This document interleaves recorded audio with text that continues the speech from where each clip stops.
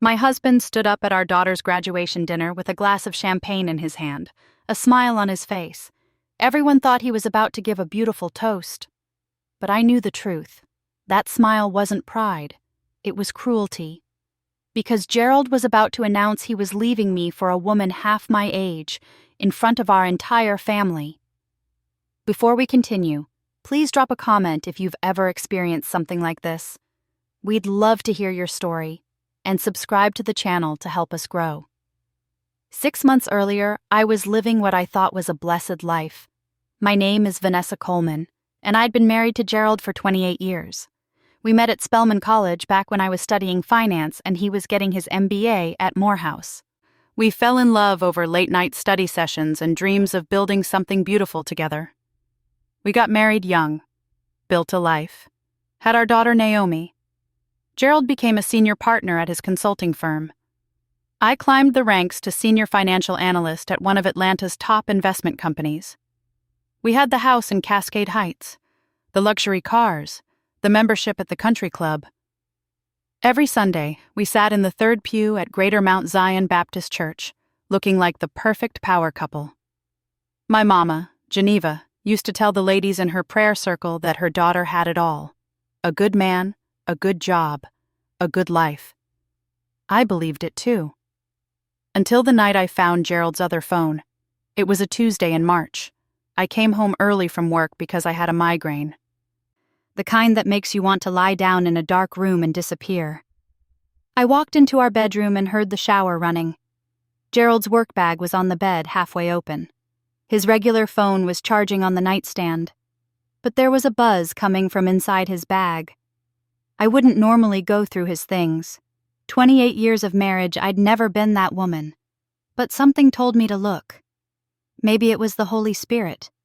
Maybe it was just intuition. I reached into the side pocket and pulled out a phone I'd never seen before. The screen lit up with a text message. "Can't wait to see you tonight, baby. Wear that cologne I like." The name at the top said Portia. My hands started shaking. I sat down on the edge of the bed and unlocked the phone. No password. That's how cocky he was. I scrolled through months of messages, pictures, videos I can't even describe without feeling sick. This woman, Portia Anderson, was 29 years old, worked as a receptionist at a dental office in Buckhead, and my husband was planning to leave me for her. But that wasn't even the worst part. I found messages between Gerald and his lawyer. They were talking about how to hide assets, how to drain our joint accounts before filing for divorce, how to make it look like we had less money than we actually did. Gerald was planning to blindside me, take everything we'd built together, leave me with nothing. I heard the shower turn off. I put the phone back exactly where I found it, went to the bathroom down the hall and splashed cold water on my face. When Gerald came out wrapped in a towel, I was sitting at my vanity taking off my earrings like nothing had happened. "You're home early," he said. "Migraine," I told him. My voice was steady, calm. "I'm going to lie down." "You need anything?" "No. I'm fine." He kissed the top of my head. Like he cared. Like he wasn't planning to destroy me. That night, I couldn't sleep. I lay next to him in our king-sized bed, listening to him snore, and I made a decision. I wasn't going to cry. I wasn't going to beg. I wasn't going to play the fool. I was going to beat him at his own game. The next morning, I called my best friend Renee. We'd known each other since we were pledging Delta together at Spelman. She was a real estate attorney with connections all over Atlanta. I told her everything over coffee at her office. "Girl, are you serious?" Renee's eyes went wide. "Gerald?" "Dead serious." "What are you going to do?" "I need a lawyer. The best divorce attorney in the city, someone who can move quietly." Renee pulled out her phone and made a call right there. 2 hours later, I was sitting across from Clarence Mitchell. Gray hair, sharp suit, a reputation for crushing cheating husbands in court. "Mrs. Coleman," he said, leaning back in his leather chair. "Tell me everything." I did. I told him about the phone, the messages, Gerald's plan to hide assets. Clarence listened without interrupting. When I finished, he smiled. "Do you know about the prenup you signed?" My stomach dropped. "What about it?" "Your husband insisted on it 28 years ago. You were young, in love. You probably didn't read it carefully." I didn't. "Well, I pulled a copy from the county records. There's a fidelity clause. If either party commits adultery, they forfeit their claim to the marital home and 60% of all shared assets." I stared at him. "You're telling me—" "I'm telling you that if we can prove Gerald's affair, he loses almost everything. The house, the investment accounts, his retirement. All of it goes to you." For the first time in days, I felt like I could breathe. "What do I need to do?" I asked. "Document everything. Get copies of those text messages, bank statements, proof of where he's spending money, and most importantly, don't let him know you're on to him." I spent the next 4 months playing the role of my life. The devoted wife. I cooked his favorite meals, went to church with him every Sunday, smiled at his colleagues at company dinners. The whole time, I was gathering evidence. I hired a private investigator who followed Gerald and Portia to hotels, restaurants, weekend trips to Savannah. I made copies of every financial document in our house. I froze our joint credit cards without him noticing. I quietly moved money from our shared accounts into a separate account only I could access. Clarence was building a case that would destroy Gerald in court, but I wanted more than a legal victory. I wanted him to feel what I felt. The humiliation, the betrayal, the shock of having your whole world pulled out from under you. Then Naomi called with exciting news. She was graduating from Howard University in May. She wanted to have a big family dinner to celebrate. Gerald jumped at the idea, said we should rent out a private room at Ray's on the river, invite all our closest friends and family. I said yes. But something felt off about how eager he was. 2 weeks before the dinner, I checked Gerald's secret phone again. He'd gotten sloppy, started leaving it in his car. I found a message to Portia that made my blood run cold. "The dinner is the perfect time. Everyone will be there. I'll announce that I'm leaving Vanessa and we're getting married. She won't make a scene in front of Naomi. It'll be clean." He was going to humiliate me in public, at our daughter's graduation celebration. I called Clarence immediately. "Can you have the divorce papers ready by May 15th? I asked. "Absolutely. What are you planning?" "Let's just say Gerald won't be the only one making an announcement." The night before the dinner, I couldn't eat. Mama came over with her sweet potato pie and found me sitting at the kitchen table staring at nothing. "Baby, what's wrong?" she asked, sitting down next to me. I hadn't told her about Gerald, hadn't told anyone except Renee and Clarence, but looking at my mama's face, I broke. "Gerald's leaving me," I said. "For another woman."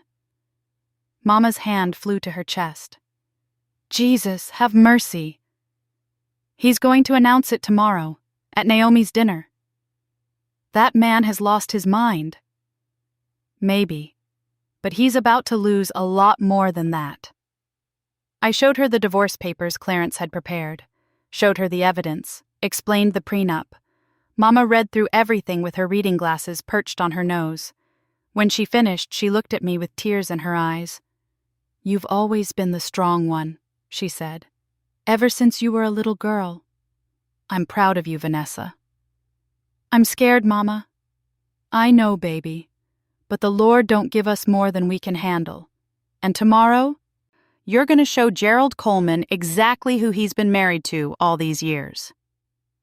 The next evening, I put on my best dress, royal blue, Gerald's favorite color.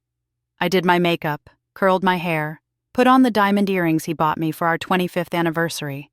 When I looked in the mirror, I saw a woman ready for war. We arrived at Ray's on the river at 6 o'clock. The private room was beautiful. Floor-to-ceiling windows overlooking the Chattahoochee River, round tables with white linens. Naomi looked stunning in a gold dress, her Howard University graduation stole draped over her shoulders. "Mom, you look amazing," she said, hugging me tight. "So do you, baby. I'm so proud of you." Gerald was already working the room, shaking hands with Deacon Brooks from church, laughing with his fraternity brothers. Playing the role of the proud father. I watched him and felt nothing. No love, no anger, just cold determination. Dinner was served: salmon, roasted vegetables, red wine. People gave toasts to Naomi, talked about her accomplishments, her future. The whole time, I kept my eyes on Gerald. He kept checking his watch, fidgeting with his napkin. He was nervous. Good. Finally, he stood up, tapped his fork against his champagne glass. The room went quiet. "I want to thank everyone for coming tonight to celebrate our beautiful daughter, Naomi," he began. His voice was smooth, confident. "Vanessa and I are so proud of the woman she's become." He looked at me, smiled. That same cruel smile from my vision. "But there's something else I need to share with all of you tonight. Something important about the future of our family." I reached into my purse, pulled out a manila envelope, stood up. "Gerald," I said, my voice cutting through the room like a knife. "Before you continue, I have something for you." Everyone turned to look at me. Gerald's face went pale. I walked around the table, heels clicking on the hardwood floor. I handed him the envelope. "What is this?" he asked. "Open it." Gerald's hands trembled as he opened the envelope. His eyes scanned the first page, then the second. The color drained from his face like someone had pulled a plug. Those weren't wedding announcements. Those were divorce papers. And everyone in that room was about to find out exactly what kind of man he really was. "What is this?" Gerald whispered. But he knew. I could see it in his eyes. "Read it out loud," I said. My voice was steady, strong. "Since you wanted to make an announcement in front of everyone, let me help you." Gerald's jaw clenched. "Vanessa, we should talk about this in private." "No, you wanted an audience. You've got one." Naomi stood up from her seat. "Mom, what's going on?" I turned to my daughter. The hardest part of this whole thing was knowing I was about to break her heart. But she deserved the truth. "Your father has something he wanted to tell everyone tonight," I said, "about his plans for our family's future. Go ahead, Gerald. Tell them." The room was silent. You could hear the river flowing outside the windows. Gerald's fraternity brother Curtis shifted uncomfortably in his chair. Deacon Brooks set down his wine glass. Mama sat perfectly still, her hands folded in her lap. Gerald looked around the room, looked at Naomi, then back at me. "You've lost your mind," he said quietly. "Have I?" I pulled out my phone, turned it so everyone could see the screen. "Because I have 6 months of text messages between you and Portia Anderson, a 29-year-old receptionist from Buckhead. Should I read some of them out loud? Or would you like to explain yourself?" Naomi gasped. "Dad?" "Baby, it's not what you think," Gerald started. "Don't lie to her," I snapped. "Don't you dare lie to our daughter the way you've been lying to me." I turned to address the whole room. My family, my friends, people who'd known us for decades. 6 months ago, I found out my husband was having an affair, I said. But that's not all. He's been planning to leave me, drain our bank accounts, hide our assets. He even had his lawyer draw up papers to make it look like we had less money than we actually do. Also, he could run off with his girlfriend and leave me with nothing. Renee stood up from her table. "Vanessa, I'm so sorry. Don't be sorry for me. Be sorry for Gerald. Because that prenup he insisted I signed 28 years ago, the one he thought would protect him, it has a fidelity clause, and thanks to that clause, he's about to lose the house, the cars, 60% of everything we built together." Gerald's face went from pale to red. "You can't do this." "I already did. Those papers you're holding? They're legally filed. Our assets are frozen. The house is in my name only as of this morning. Your lawyer can explain the rest." But I wasn't done yet. I pulled out a folder from my purse, walked over to where Gerald stood frozen. Opened it so only he could see. Inside were pictures. Gerald and Portia at the St. Regis Hotel. Gerald and Portia at a beach house in Hilton Head. Gerald and Portia shopping for jewelry at Phipps Plaza. "I have receipts too," I said softly, so only he could hear. "Every hotel room, every dinner, every gift you bought her with our money. My lawyer has everything, and if you want to fight this in court, I promise you it will get ugly." Gerald grabbed my arm. "We need to talk. Now." I pulled away from him. "Don't touch me." Naomi was crying. Mama had moved to sit next to her, arm around her shoulders. The whole room was watching this man they'd respected crumble in real time. "You embarrassed me," Gerald hissed. "In front of everyone." "No," I said. "You embarrassed yourself." "I just made sure everyone knew the truth." That's when the door to the private room opened. A woman walked in. Young, pretty, wearing a tight red dress and too much perfume. Portia Anderson had actually showed up. She looked around the room confused. "Gerald, you said to meet you here at 7:30. The silence that followed was deafening. Naomi stood up so fast her chair fell backward. "This is her? This is the woman you're leaving Mom for?" Portia's eyes went wide. "Wait, what's happening?" "What's happening," I said, turning to face her, "is that you just walked into a room full of people who now know exactly who you are. The woman who's been sleeping with a married man. Congratulations." Portia looked at Gerald. "You said you were getting divorced. You said it was already done." "It is now," I said. Gerald moved toward Portia. "Baby, let me explain. Don't baby her in front of your daughter," Renee said, standing up. Her voice was sharp, cutting. "Have you no shame?" Deacon Brooks stood too. "Brother Coleman, I think you need to leave." "This is my daughter's graduation dinner," Gerald said. His voice was getting louder, desperate. "I paid for this." "Actually," I said, "you paid for it with our joint credit card, which I froze this morning. So technically, the restaurant is going to need another form of payment." I'd thought of everything. Gerald's phone started ringing. He looked at the screen and his face went even paler. "It's my lawyer." "You should probably take that," I said. "I'm sure Clarence Mitchell had some interesting conversations with him today." Gerald stepped out into the hallway. Portia stood there looking lost. Like she'd walked into the wrong movie. Naomi walked up to her. My baby girl, 23 years old. Tears streaming down her face. "How could you?" Naomi asked. "Did you know he had a family?" Portia's voice was small. "He said you were grown, that you didn't need him anymore, that his marriage was already over." "His marriage was over the second he touched you," Naomi said. "Get out." Portia looked around the room one more time. Nobody said anything. Nobody moved to help her.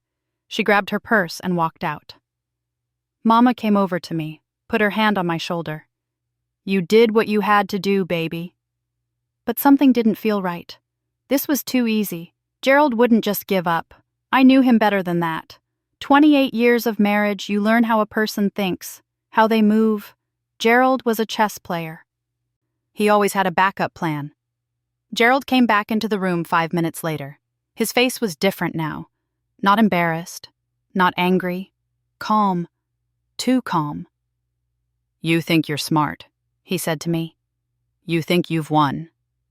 "I know I have." "The prenup might give you the house, the assets. Fine. But you forgot something, Vanessa." My stomach tightened. "What?" "My pension, my retirement account from the firm. That's mine alone, set up before we got married, not subject to the prenup. And I moved it this morning, offshore. The Cayman Islands. You can't touch it." The room went quiet again. "That's over $2 million, he continued. "Money you'll never see. Money I earned. So yeah, you can have the house. But I'll have enough to start over, with or without Portia.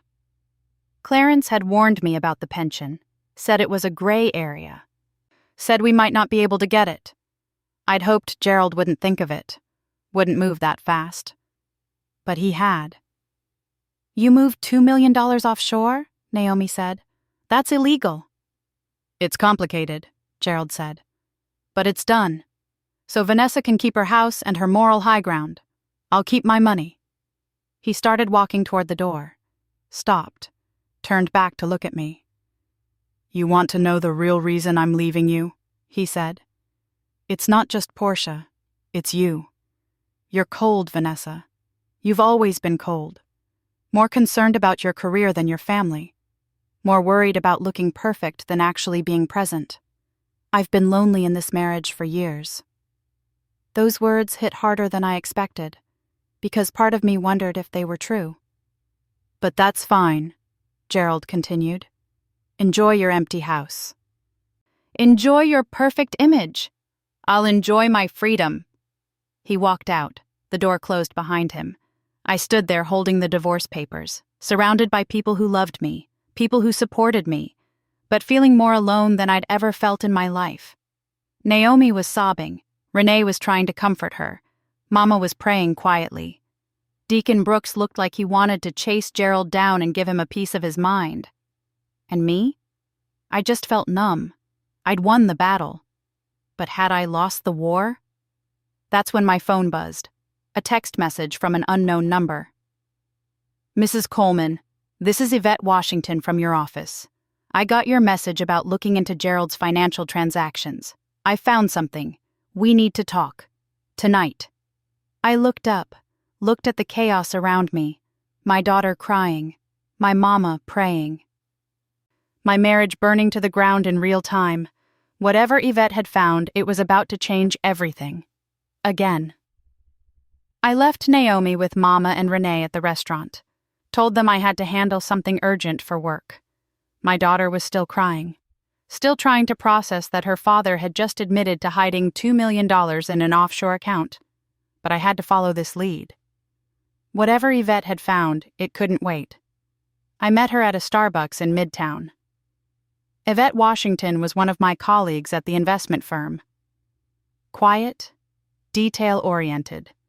The kind of person who noticed things other people missed. She was sitting in the corner with her laptop open when I walked in. Thank you for meeting me, I said, sitting down across from her. Mrs. Coleman, I'm so sorry about what you're going through. When you asked me to look into Gerald's recent financial activity, I didn't expect to find this. She turned her laptop so I could see the screen. Bank statements, wire transfers, transaction records going back 6 months. What am I looking at? I asked. Your husband has been moving money, small amounts at first, $5,000 here, $10,000 there, all to different accounts. Shell companies with addresses in Delaware and Nevada. Then, 3 weeks ago, he consolidated everything, moved it to a single offshore account in the Cayman Islands. I know, he told me tonight, said I can't touch it. He's right about that. The money is protected under Cayman banking laws. But here's the thing. Yvette clicked to another screen. When you move that much money offshore that quickly, it triggers automatic alerts. The IRS. The Treasury Department. They flag it as potential money laundering. My heart started pounding. Are you saying? I'm saying Gerald's firm got notified 4 days ago. They're conducting an internal investigation. And according to my contact in their compliance department, they found irregularities. What kind of irregularities? Yvette pulled up another document. Gerald has been billing clients for consulting work that never happened, inflating project costs, taking kickbacks from vendors. He's been embezzling from his own firm for at least 2 years. That's where the $2 million really came from. I sat back in my chair, tried to process what she was telling me. How much did he steal? Close to $3 million total. He used some of it to fund his lifestyle with Portia. The rest he tried to hide offshore. Does his firm know? They're building a case right now, and once the IRS gets involved, it becomes criminal. Money laundering, tax evasion, fraud. Gerald could be looking at federal charges. I thought about him standing in that restaurant an hour ago, smug, confident, telling me he'd won, that he had $2 million I could never touch. He had no idea what was coming. "What should I do?" I asked Yvette. "Nothing. Let the investigation play out. When they arrest him, and they will, you need to make sure you're protected, legally separated. Distance yourself from his criminal activity." I drove home in a daze. The house was dark and empty when I pulled into the driveway. Our house. My house now. I walked through the rooms we'd decorated together. The kitchen where I'd cooked Sunday dinners for 28 years. The living room where we'd watched Naomi grow up. The bedroom where I'd found that phone and everything changed. It felt like a museum, a monument to a life that didn't exist anymore. But if I was being honest, maybe it never really existed at all. My phone rang. It was Renee. "How's Naomi?" I asked. "She's with your mama. She's going to stay there tonight. How are you?" "I don't know yet. But Renee, Gerald's in trouble. Real trouble." I told her everything Yvette had found. Renee was quiet for a long time. "Good," she finally said. "That man deserves everything coming to him." I should feel happy, vindicated, but I just feel tired. "You've been carrying this alone for 6 months, V. You're allowed to be tired." After we hung up, I poured myself a glass of wine and sat on the back deck. The Atlanta skyline glittered in the distance. I thought about the woman I was 6 months ago, the woman who believed in her marriage, who thought she had it all figured out. That woman was gone. 3 weeks later, Gerald was arrested at his office. The news spread through Atlanta's Black professional community like wildfire. Senior partner at prestigious consulting firm charged with embezzlement, money laundering, and tax fraud. His face was on the local news, in the Atlanta Journal-Constitution, on Black Twitter. The shame was spectacular. His firm fired him immediately, froze all his assets pending the criminal investigation. That offshore account? The Cayman Islands government cooperated with U.S. authorities and sent every penny back. It went straight into an account controlled by the courts. Gerald couldn't touch it, and neither could I. Portia left him the day he got arrested. Didn't even pack her things from the apartment he'd been renting for her. Just disappeared. I heard through the grapevine she moved back to Alabama to live with her mother. The divorce was finalized 3 months later. Because of the prenup and Gerald's criminal charges, I got the house, the cars, our legitimate savings. Gerald got nothing but legal fees and a court date. But that wasn't the twist I was expecting. The real shock came 6 months after that terrible graduation dinner. I was at my new office, working late on a client portfolio. I'd left my old firm and started my own financial consultancy. Small operation, just me and 2 associates. But it was mine, built on my terms. My phone rang. The caller ID said Fulton County Jail. I almost didn't answer, but something made me pick up. "You have a collect call from..." Gerald's voice came through. "Gerald Coleman. Will you accept the charges?" I should have hung up, should have let him sit in whatever cell they were holding him in and think about his choices. But curiosity got the better of me. "I'll accept." There was a click, then his voice. Older somehow, tired. "Vanessa." "What do you want, Gerald?" "I need to tell you something. Something I should have told you that night at the restaurant." "I don't want to hear it." "Please, just listen." I waited. "The prenup," he said. "I didn't write that fidelity clause to protect myself from you. I wrote it to protect you from me." My hand tightened on the phone. "What are you talking about?" 28 years ago, I knew who I was. I knew I had weaknesses. My father cheated on my mother their whole marriage, destroyed her.